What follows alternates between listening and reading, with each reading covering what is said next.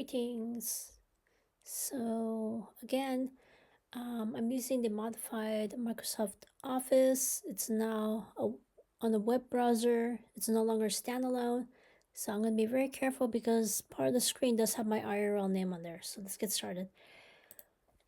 Chapter 62, January 2019. Not all chapters will just focus on 1 month, but this, because this is like going into the 20th anniversary. So I really wanted to do some reflections, try to put more detail into what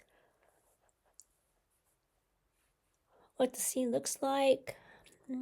So, January 2019, Erica woke up that morning. She had completely forgotten how many people are in the Hashimoto family. Even though their gated community is on 1 acre of land, it could not hold that many cars. As a result, some of them had to park in either Michael's parents' gated community or Ashley's new one. Then they needed to bum a ride off of someone. Plus, Peter's family was also in attendance. It was a very smart thing that Michael's mom told Erica, don't forget, add 10% to the total number of people who have RSVP'd, when you're making a recipe. So other than that hiccup, there was more than enough food and places for people to sit. Much of the relief, Devin and Jennifer offered up their duplex as well. Erica immediately apologized for the inconvenience, but Devin told her not to worry about it. She, like Erica, wants to pay it forward. Had Devin not met Erica, Devin and Jennifer will probably be still renting a 1-bedroom studio apartment somewhere in the South Bay. So when Erica said fair, Devin was relieved that Erica got the message. Which is true. When you take a look at how much stuff costs in San Francisco, you're like, oh my gosh, 1 bedroom costs $500,000 plus, and rent is $3,000 a month plus. So, yeah, it's a good thing they all met each other. And they met, wow. So it was times like this when Erica still could not believe how far she had come in 2 decades. If someone told her what her life would be like in 2019, she would have told them that they drank too much whiskey. Yet, same as the Thanksgiving at the Murphy Hotel, with all of these people, it was quieter than the surrounding neighborhood. Erica was grateful for that. The last thing they needed was for the neighbors to complain about the noise. Granted, her neighbors outside the gated community were the loud ones the night before, shooting off illegal fireworks. Harumph. Granted, same as in previous years, they denied being the culprit and surmised that, air quote, visitors from out of town were the actual ones, actual people, actual culprits. Nevertheless, Erica made the mental note to bring that up at the next city council meeting. Since there were so many people, they did not need to make a formal announcement about the meal being ready. People entered and left when they were ready to eat. So as a result, Erica mingled around each group, find out what each person needed. When Alex saw what Erica was doing, he immediately did the same. At this time, Peter's father thanked Erica for introducing Michael's brothers-in-laws to him. They are a much-needed addition to his late father's international company. After Erica said, "You're welcome," he carefully added that a little birdie told him that she and Michael are planning a trip to Germany later that year.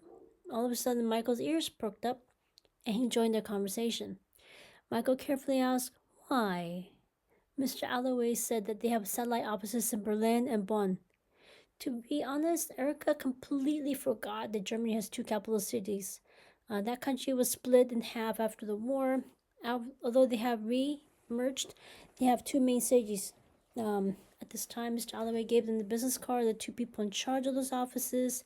He said that both of them are bilingual in English and German and would be more than happy to show them around. Oh, let me see.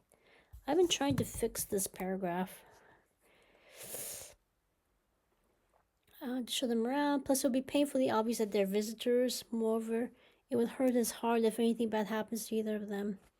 Michael gasped and covered his mouth. He thanked Mr. Alloway for offering his services. He'll call them as soon as it's morning their time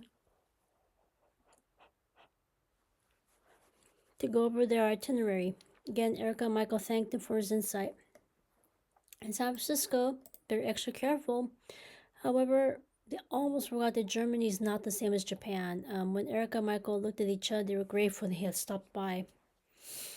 Moving forward, they made a mental note to reach out to him whenever they decide to visit a foreign country. Mr. Alloway's international company has satellite offices throughout Asia, Australia, Canada, and Europe, as well as New York City and San Francisco. The next family that Erica talked with was Ashley and Trey Jr. When they saw both of them, they saw that they're really are pandas, black, white, and Asian. Ashley immediately thanked Erica for offering to help their families. Although they hope they will enjoy married life for a while, they know that both their families will pressure them to start families soon. As a result, she was wondering whether or not Erica could recommend a birthing center. Before Erica could say something, Maria immediately chimed in. Since Erica could not afford to get into trouble, she calmly but firmly butted in and said that Ashley needed to talk with a gynecologist and express her needs to her doctor instead. When Ashley apologized for asking Erica to go beyond her level of expertise, Erica waved her hand away. Moreover, she encouraged Ashley to ask questions. If Erica doesn't have the answer, she will redirect Ashley to someone who is authorized to advise their patients. To be honest, that was scary. Granted, Erica knew that Maria meant well. She had her first baby at a hospital in Los Angeles and her second at a birthing center in San Francisco. So she has actual experience and would be a good resource.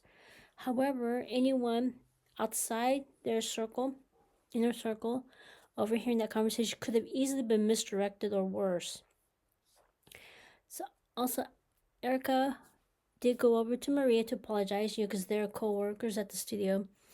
Much to her relief, Maria corrected Erica, saying that no, she should have known better than to volunteer information without really understanding Ashley's specific situation. Also, Maria has members of her family who work at the clinic, and they would not have reacted as calmly as Erica. So Erica understood and nodded.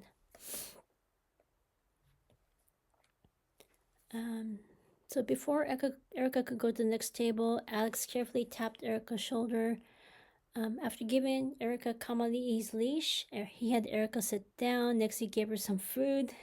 When she thanked him, he nodded and went on his way. The food was delicious. She even couldn't even recognize that it was low sodium. While she ate, she observed the people around her. Peter's father, Mr. Alloway, ate with his family. He's first generation Scottish American. His wife is third generation Scots-Irish. Their daughter Fiona married Lucas. Lucas's father is Scottish, while his mom is mainly Japanese. Lucas and his fraternal twin brother Louis are mixed race. Their daughter had a son about a year after Peter's passing. Aiden's middle name is Peter, and he's a spitting image of his late great uncle.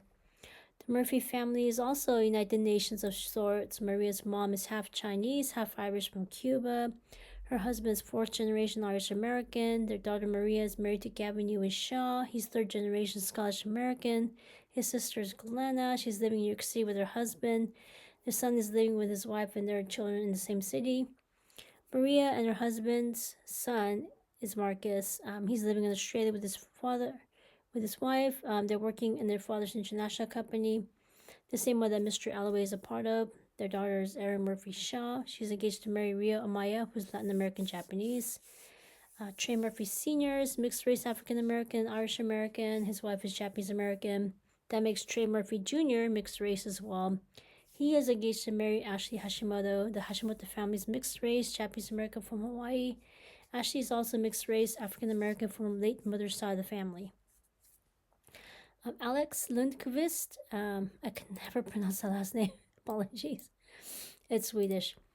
Alex Lundqvist is part Indigenous Californian, part Swedish. His partner Chachi Smith Lundqvist It is part indigenous California, part British on her dad's side, and she's made Japan Japanese from her mother's side of the family. In the aftermath of 9/11, they brought Lisa, whose husband was on Flight 93, and her daughter Olivia onto their property and housed them in their other duplex. Devin is part Pan European American, while her partner Yennefer is Latin American. Erica's first generation Latin American Japanese. Both of her parents are made Japan Japanese. His fiancee, Meg von Hessen Remington, is half German American, half Japanese American. Over the past several years, this event looks more and more like the United Nations as well. So remotely similar to the Hashimoto family, Jonathan Kaneshiro Mori Sr. is part Okinawan Hawaiian, part Japanese Hawaiian. His wife is Japanese American. Her first son was Italian American, so her two kids are mixed race. Their son Jonathan Jr. is also mixed race as well. That applies to his wife and their toddler. After the last person finished the meal, they worked together to clean up. Once the last dinnerware and silverware was dried, Erica put them into separate cloth bags, put the label New Year's Day event on them, put them away in one of her lesser used kitchen cabinets. Once she wiped her hands on the kitchen towel, she sat down in the living room to have the most important family meeting between her father, his fiancee, and her children. At this time, Meg set down the ground rules for how they are to treat each other and the consequences of what will happen if any of them violate said rules. When everyone agreed to the rules, her father spoke. He thanked Erica for everything these past 2 decades. He had to admit that he did not know what she went through until he watched her second feature-length film. That being said, he would like to put his 2 cents regarding her next sequel. At this time, Erica wanted to protest. The studio meant well, but her first film didn't feel like her own because they had changed a lot of what her original senior capstone project was all about. That's why they ended up making a second film that's more true to her project. The last thing she wanted was to make her third film all about her father. However, she held her tongue and let her father speak. He admitted that he made a lot of wrong assumptions about moving the entire family from Japan to Latin America to the United States. Granted, part of the fault is the United States. They allow university educated people from Asia to come to this country. However, this country conveniently neglects to mention that any advanced degree from any foreign country is not recognized in this country. As a result, he had to work with many Japanese expats who are working entry-level minimum wage jobs in this country. Next, he thanked Erica for not only bringing him back to this country and the permanent home, but also helping him get a university diploma in this country. Once he gets his diploma, he will be promoted to senior park ranger, and his starting salary is over $75,000 a year.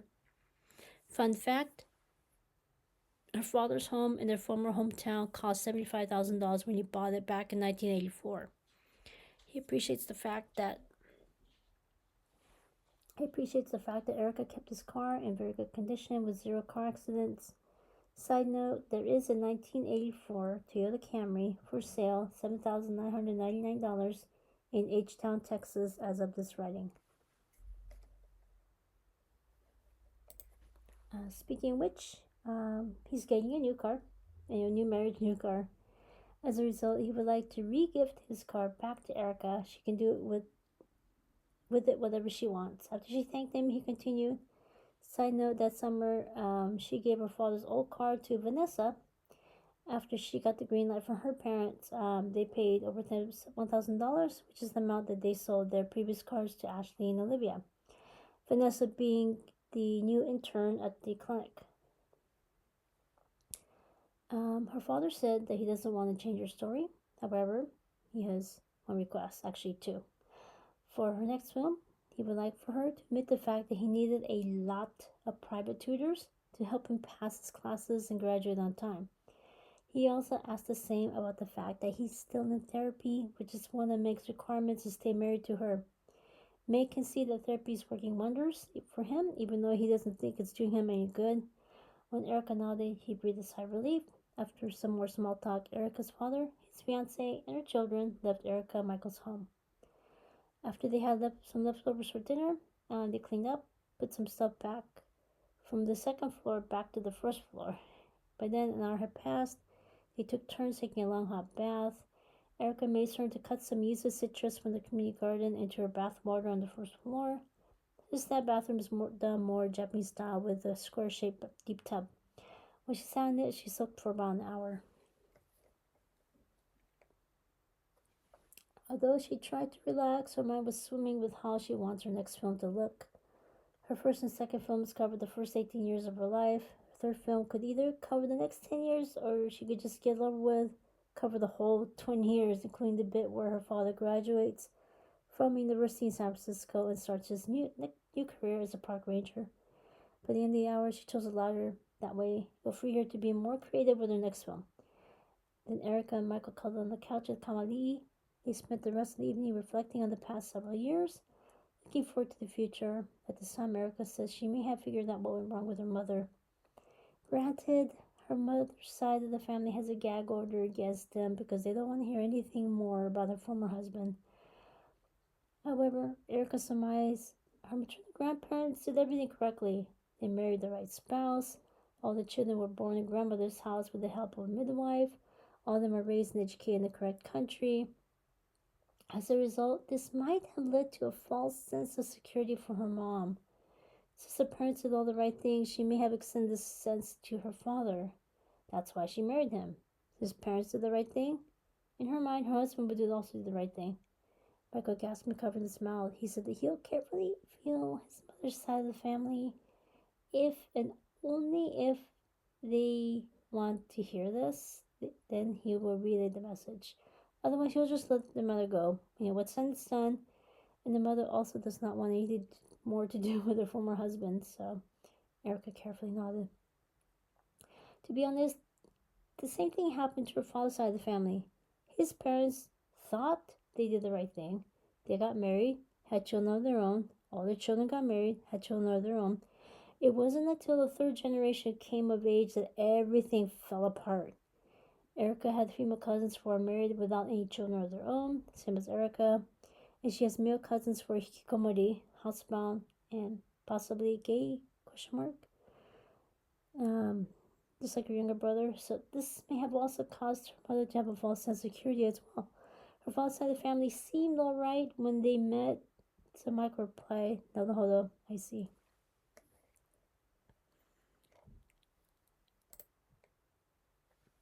The next day, the studio was closed for the day. Although the Adaptive Fitness Center and clinic were open, Erica and Michael took the morning off to attend the civil ceremony of three couples. Her father and stepmother, Ashley Hashimoto and Trey Jr., as well as Aaron Murphy Shaw and Rio Amaya. The first couple to get their marriage license was her father and stepmother. At this time, her father changed his last name from Sasaki to Sasaki-Remington. When Erica's father talked about possible places for the June wedding, Erica and Michael suggested Lovers Point, Pacific Grove. Since Alex co-owns an event planning company in San Francisco, he can help with details. He said that they'll reach out to him. Then they'll go there that weekend. The next couple was Ashley and Trey. Ashley changed her last name from Hashimoto to Hashimoto-Murphy. Meg kept her name the same. At this time, Meg's full name is Megan, Megyn, which means pearl. Her middle name is Yaeko, which means multi-layered child. And the final couple was Aaron and Ria. Aaron changed her middle name to Murphy, and her new last name is Shaw-Amaya. After everyone in attendance congratulated all three couples, they dispersed. After lunch at a nearby restaurant, Erica and Michael went to work at the Adaptive Fitness Center clinic. Erica worked closely with Jamie, Kim, and Sophia to get the next list of schools to teach their children about sexual health education. I don't know why education is misspelled. It's just one of the things about the software that just irks me. What's wrong with this? I don't know.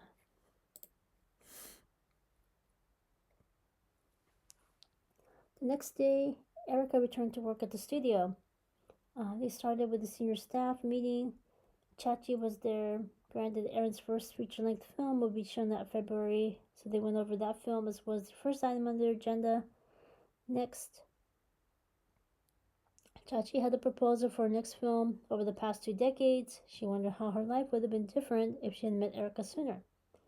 Erica gasped and covered her mouth. It never dawned on her to make a sci-fi film next.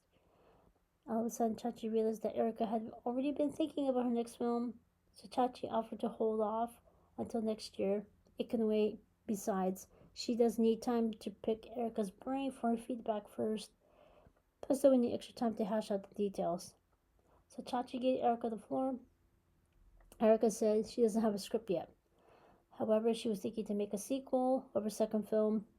It would cover the past 20 years, and then with the father graduate from university in this country and start his new career as a senior park ranger.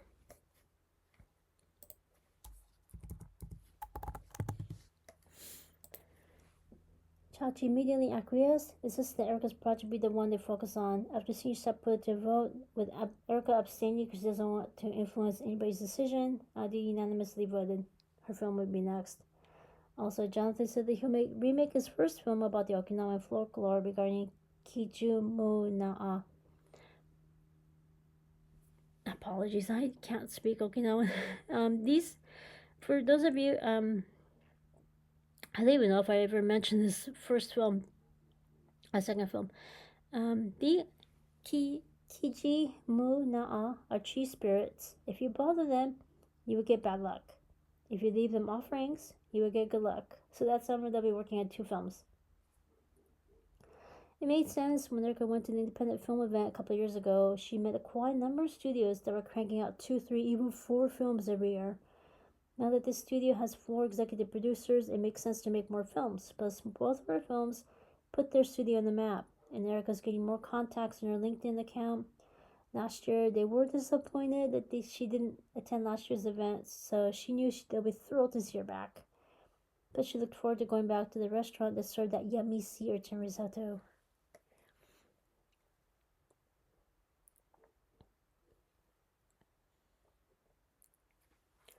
Side note, at this time, she made a mental note to let the clinic know that she'll be taking the summer off from the clinic. When they had the next meeting, Jamie mentioned that she, Sophia, will move to the South Bay Clinic the following year. They may have to consider hiring one more community health educator to be Erica's backup. At that time, they prepared to put a help on the sign on the front door that summer. As a result, Aaron and Rio divided the time between helping Jonathan remake his first feature-length film about Kanaya folklore and helping Erica with her next feature-length film. In turn, Erica divided her time between her next feature-length film and her television show showcasing local small businesses, as well as the podcasts. When Chachi resumed her podcast about how endometriosis affects the queer community, she did pull Erica aside, discreetly told her why surgery got canceled. At stage 3, one of her ovaries had a chocolate cyst. Moreover, she was her surgeon's first patient who was diagnosed with endometriosis. So that's why he didn't know. While she was recovering from her surgery, her trans surgeon encountered his second patient who has endometriosis. Granted, he may have had other patients, but maybe they were at stage 1 or 2 before the disease shows up on the ovaries. So, side note, although Erica was a bit sad that the podcast about straight people being married to bi people ended, she was grateful about one thing. It did bring awareness. Moreover, people stopped asking Erica to stop referring to Michael as her partner, so they did get the message. Just because a man and woman are married to each other doesn't mean that they're both straight.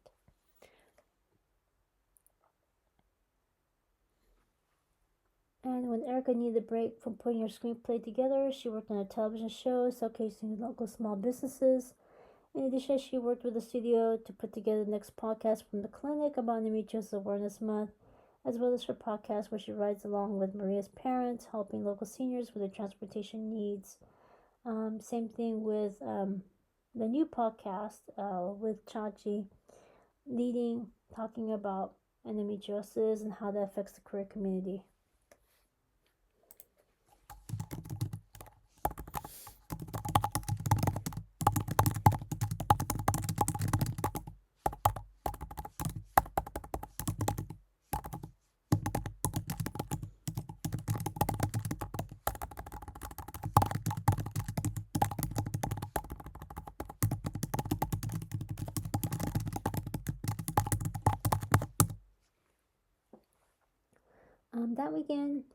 That weekend, Alex, Chachi, Erica, her father Meg, and Michael went on a day trip to the Monterey Bay.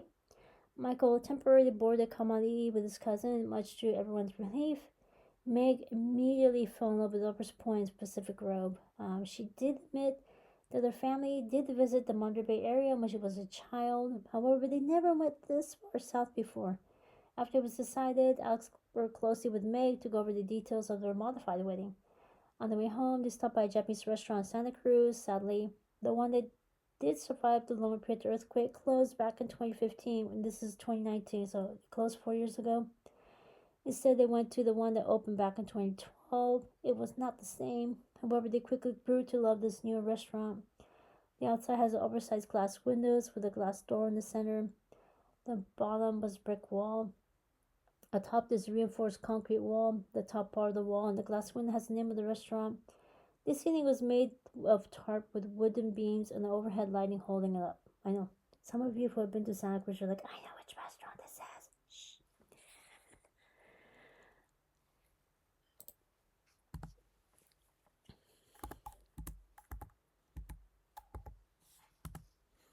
For starters, they ordered miso soup, not vegetarian, edamame, cucumber salad, gyoza, tempura. In terms of sashimi, they chose a combo that's a chef's choice. They did the same with nigiri sushi. Since they'll be driving home, they chose non-alcoholic options such as green tea, ramen and soda, sparkling water, and 12-ounce cans of a soft drink. For dessert, they had green tea ice cream. After they said itadakimasu, they ate their meal buffet style. At this time, they engaged in small talk. They mostly talked about how downtown Santa Cruz used to look before the earthquake and how different it now looks after all the demolition and rebuilding. After the meal, they went to the cashier. Next, they went to the wooden counter metallic cash register or a couple of fortune kitties, ceramic dolls. Then they drove back to their respective gated community. Starting the following weekend, Erica and Michael resumed joining Alex and Chachi, harvesting sea urchins, going fishing. After Chachi cleaned the fish, she dropped some off at their parents' home. They also gave some to Erica's father's stepmother as well, and they also dropped off some to the newlywed couple's home as well. The previous month was a blur trying to get them moved in before the New Year's Day event.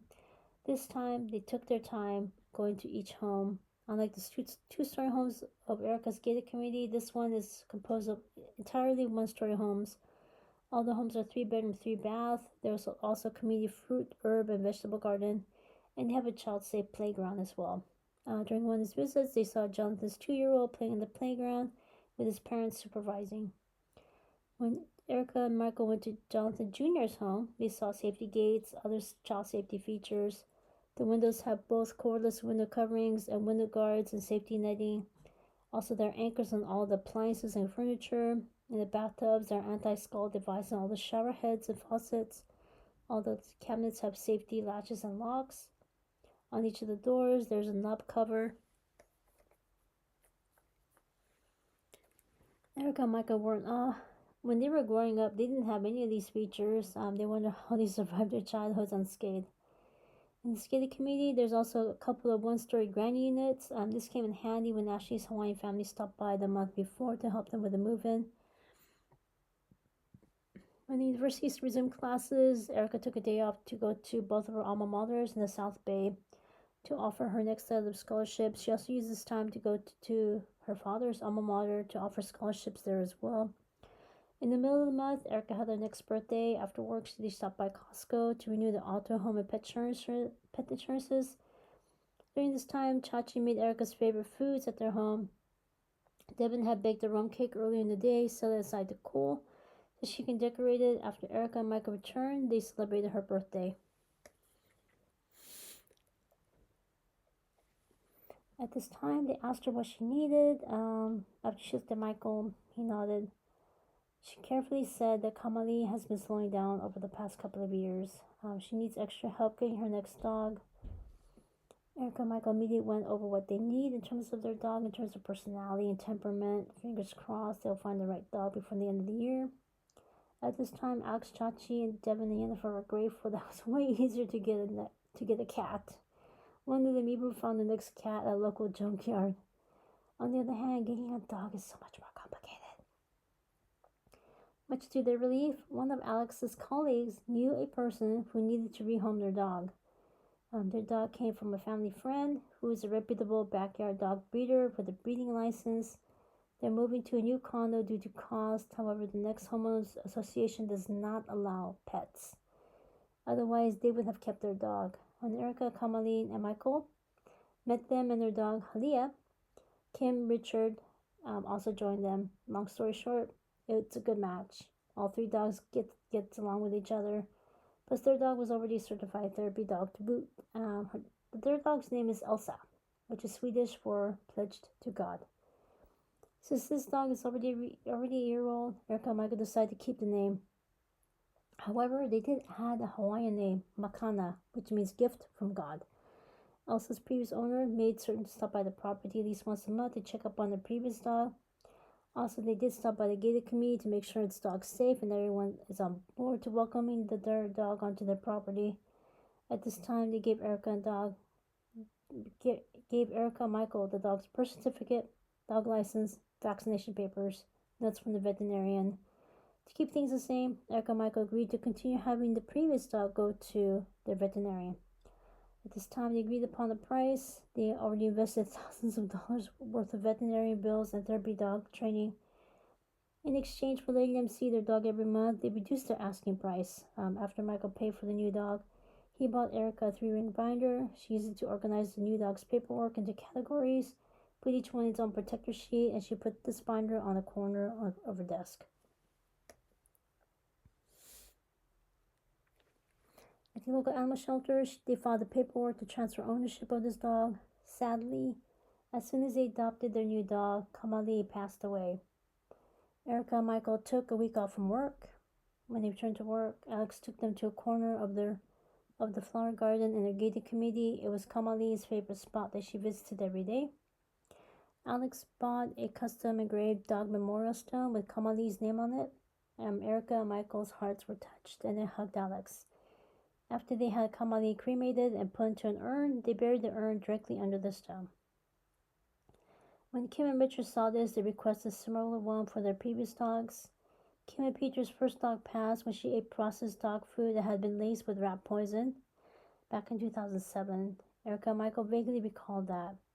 Their other dog had renal failure but recovered. However, he remained severely weakened from the same poison for the rest of his life. He passed away soon after Peter passed back in 2009. As a result, Kim and Richard feed their current dog, Halia, only homemade dog food under the advice of their veterinarian.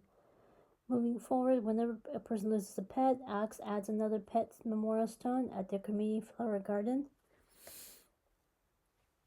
As a result, one corner of the property has a pet memorial. Side note, there are a few people claiming that their dog is the oldest living dog. One of them was from Portugal, claiming the dog was over 30 years old. If you wiki that name, it turns out now they checked it and that dog was not over 30 years old. Currently, a dog from Australia is the oldest verified lived dog. He passed away back in 1939. Erica Michael never knew the true age of Kamali. She was a shelter dog. Hashtag rest in peace. So after Erica and Michael talked about Kamali, she admitted feeling guilty about the fact that Michael did most of her care. With her new dog, she wants to be more hands-on with Elsa. As a result, she asked Michael if she could bring Elsa to work with her. Granted, if she needs to be out of the office or has a client who doesn't feel comfortable around dogs, she'll drop Elsa with Michael. Much to her relief, he was fully on board. Interestingly, as soon as Erica got the green light from the studio to bring their new dog to work, other staff also started to bring their pet to work as well. Yeah, and sometimes you don't want to ask, but soon after, whenever Erica walked Elsa in the parking lot, other staff members also walked their dog in the same parking lot at the same time. Actually, this was beneficial because Elsa needed to continue socializing with other dogs as well, because keep in mind, Elsa's only a year old, whereas Kamali was over 10, when she passed away. So moving forward, Michael dropped off Elsa and Erica at the studio, then he drove on to the Adaptive Fitness Center. At this time, Erica put Elsa's dog bed, food bowl, and water bowl into her office. After each meal, she made certain to walk Elsa around the parking lot to do her business. After she picked up Elsa's, air quotes, tax with a poop bag, she put it into the trash, washed her hands thoroughly. Then she waited for Elsa to settle on her bed before she returned to work.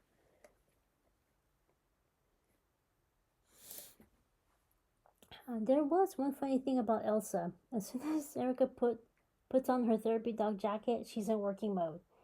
However, as soon as they return home and Erica removes the jacket, Erica is a major goofball. For example, she immediately jumps onto the sofa. She leans from the top of the sofa to a nearby windowsill to get a better look. Since there's an empty space between the top part of the sofa and the windowsill, she falls down.